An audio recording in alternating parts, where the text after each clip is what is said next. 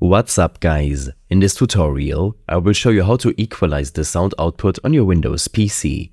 This should be quite an easy tutorial. For more information, click on the first link in the description below.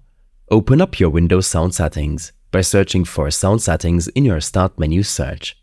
On this window, scroll down until you find the More Sound Settings option under the Advanced section. In the pop-up window, select any sound output device whose audio you want to equalize.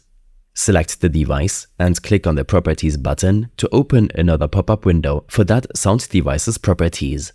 If your sound device supports it, then you will see an Enhancements tab between Level and Advanced. Click on it and proceed to check the Equalizer option from this list of options. This will activate a clickable 3 dots button next to Settings under Sound Effects Properties. Click on the 3 dots to open the Equalizer app for your selected sound output device on your Windows PC.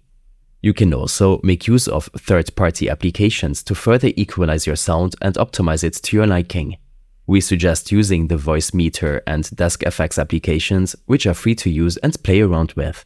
All links to third-party applications and additional tips will be available in our extensive guide linked in the description below. I hope this helped you out. Leave a comment if you have any questions and see you in the next one.